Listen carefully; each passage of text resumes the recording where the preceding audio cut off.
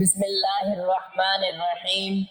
حضرت محمد صلی اللہ علیہ وآلہ وسلم نے فرمایا، وضو ہو یا نہیں ہو، ہر وقت یہ تسبیح لازمی پڑھا کرو۔ یہ تسبیح قبر کے عذاب کو روکتی ہے، جہنم سے بچاتی ہے، ماں باپ کی بخشش ہوگی، اولاد پر کوئی مصیبت نہیں آتی، گناہوں کو مٹا دے، قضا نمازیں سب معاف کروا دے۔ وہ تسبیح یہ ہے۔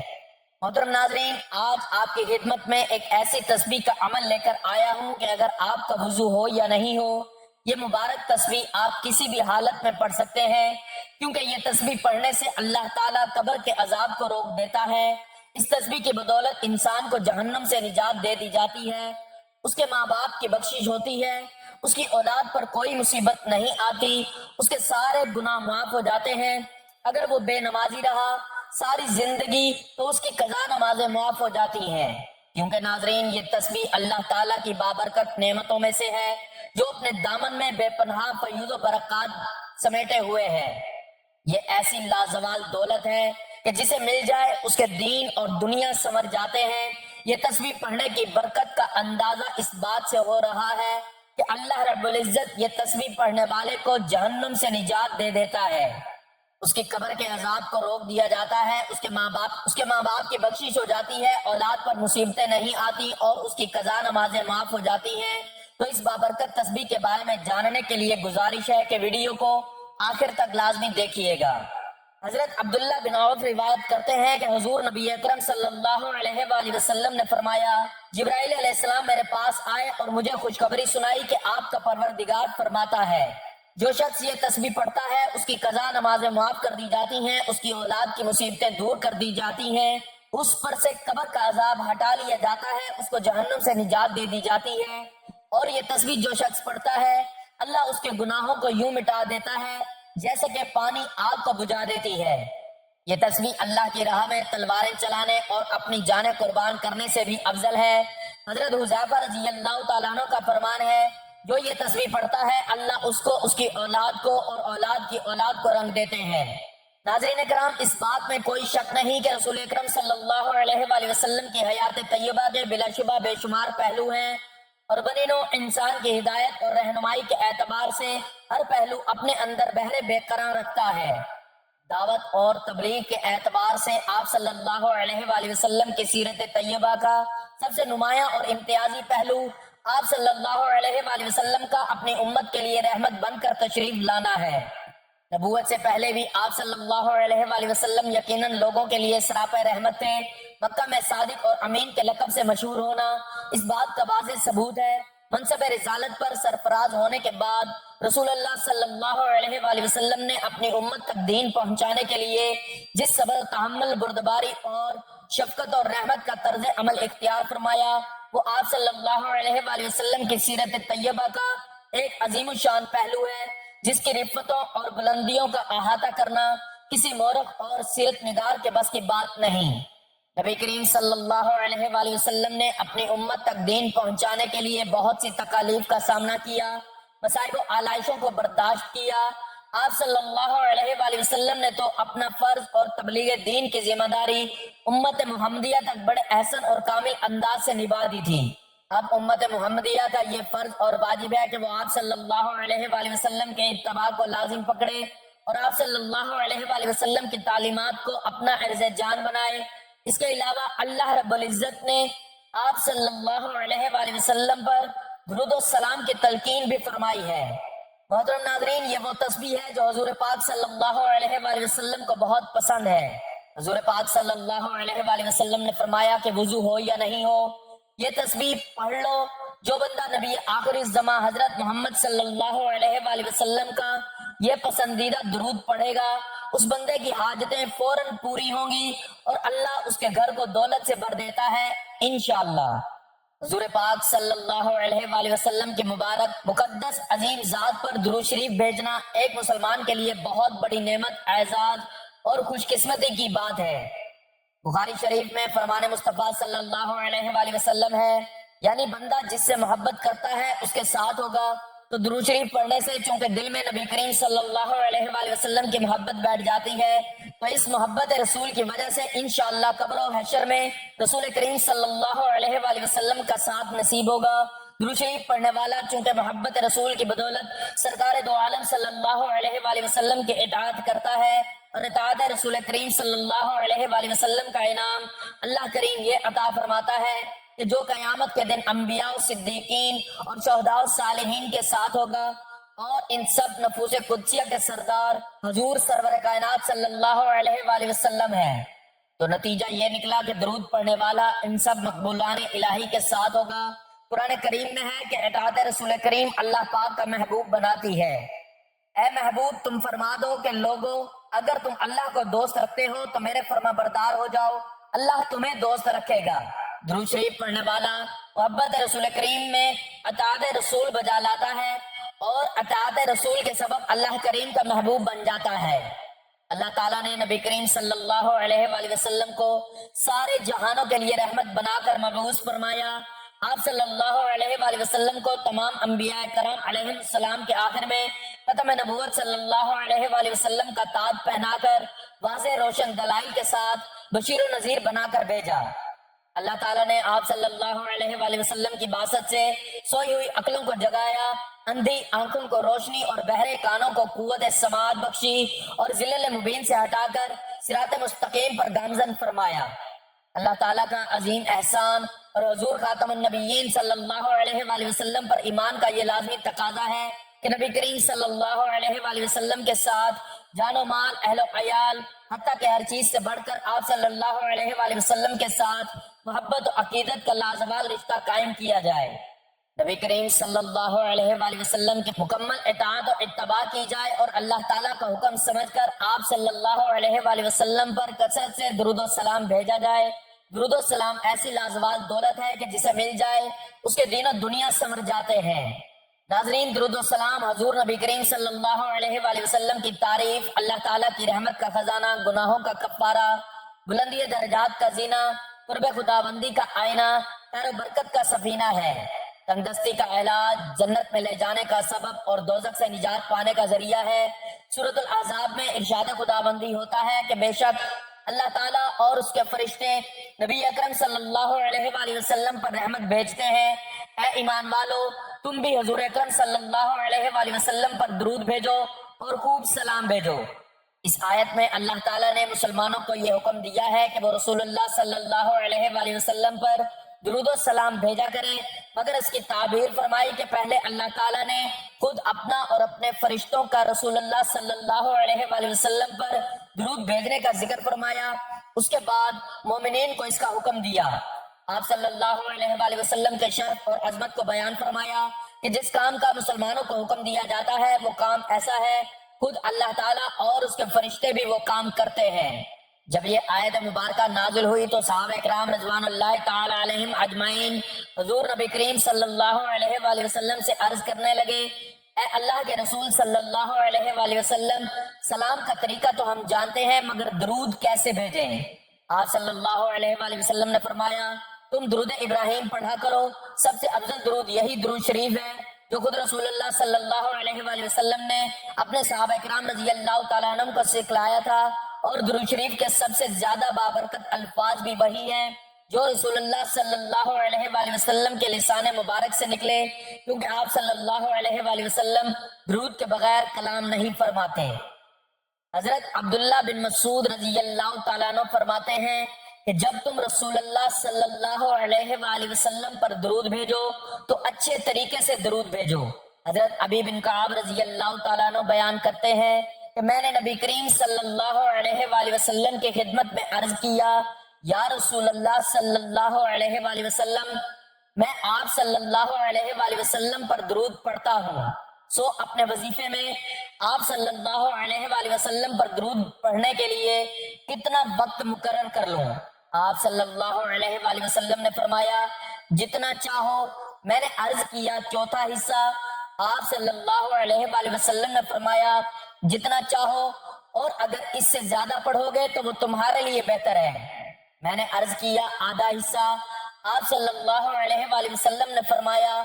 اگر اس سے زیادہ پڑھو گے تو وہ تمہارے لیے بہتر ہے۔ میں نے عرض کیا 2/3۔ آپ صلی اللہ علیہ وآلہ وسلم نے فرمایا جتنا چاہو، اور اگر اس سے زیادہ پڑھو گے تو وہ تمہارے لیے بہتر ہے۔ میں نے عرض کیا میں آپ صلی اللہ علیہ وآلہ وسلم پر درود ہی پڑھتا رہوں؟ تو آپ صلی اللہ علیہ وآلہ وسلم نے فرمایا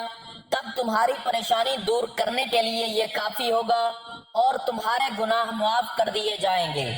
حضرت عبد الرحمن بن عوف سے روایت ہے کہ نبی کریم صلی اللہ علیہ وآلہ وسلم باہر تشریف لائے اور میں آپ صلی اللہ علیہ وآلہ وسلم کے پیچھے چلا،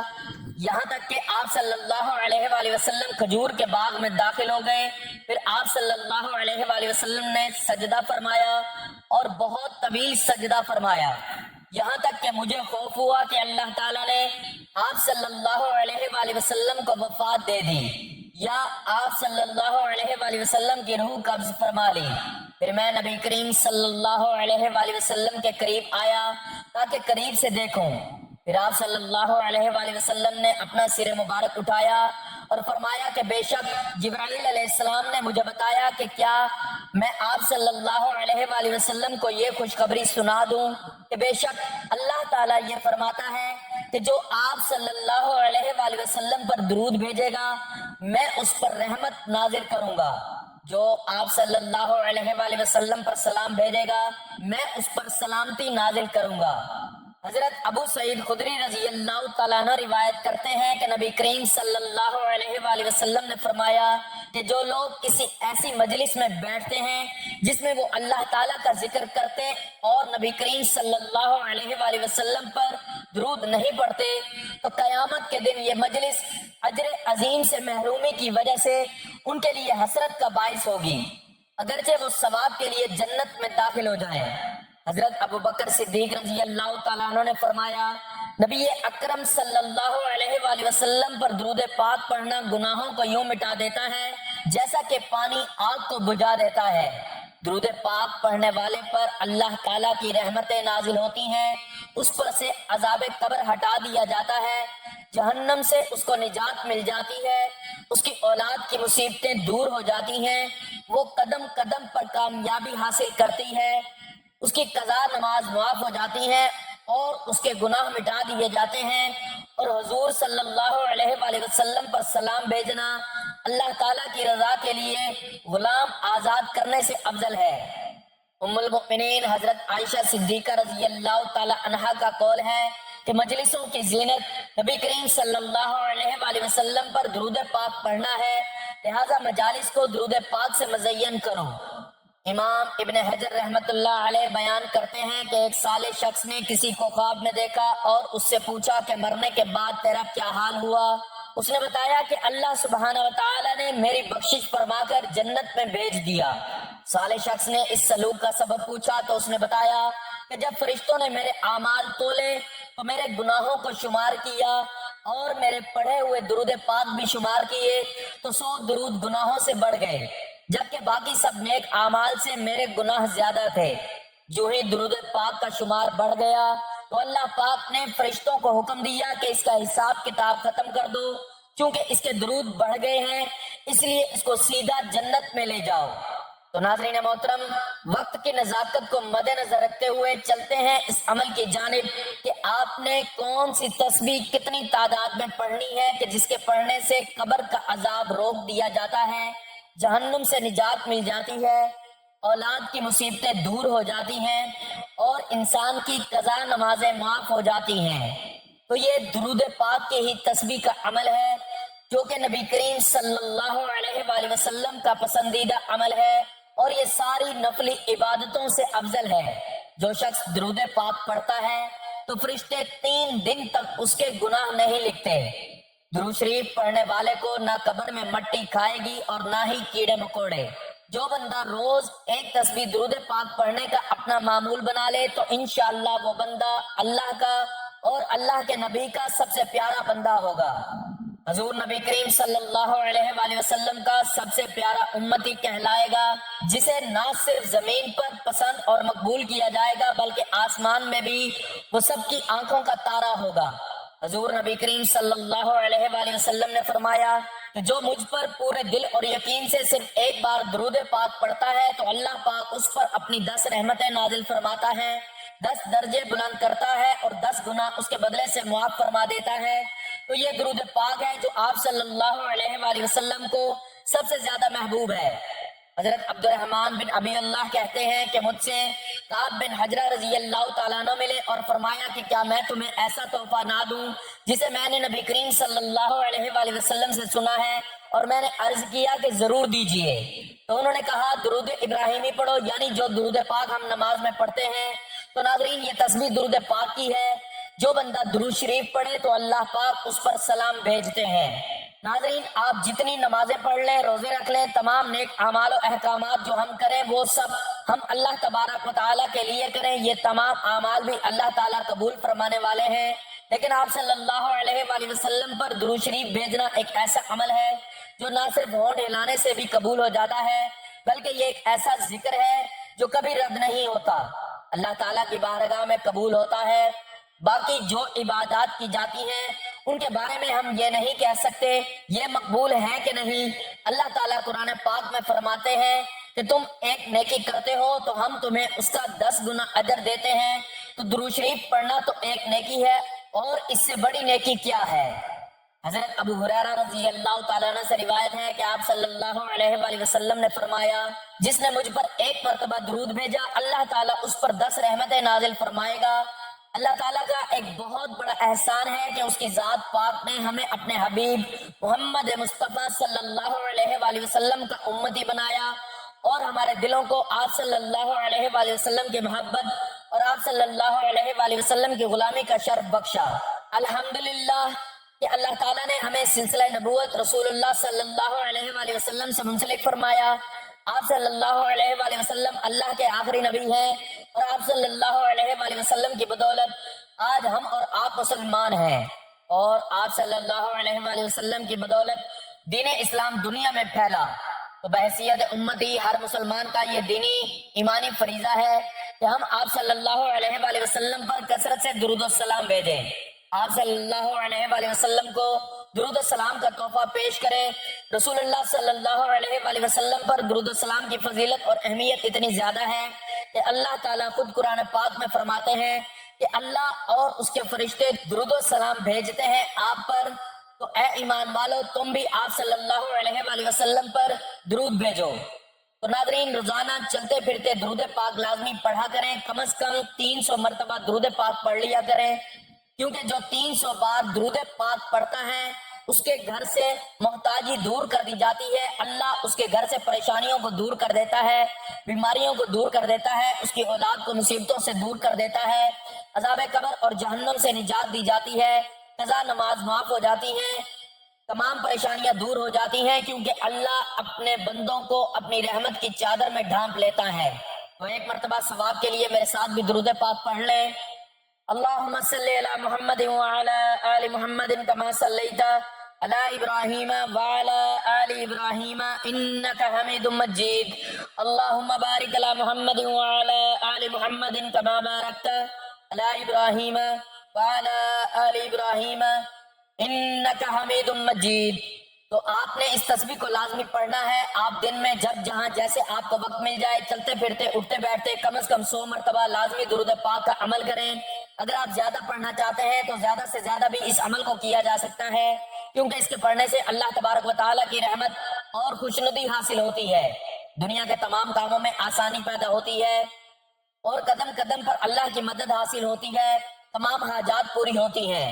حضور صلی اللہ علیہ وآلہ وسلم کی شفاعت واجب ہوتی ہے، رزق کی تنگی دور ہوتی ہے، مال و اسباب میں برکت پیدا ہوتی ہے،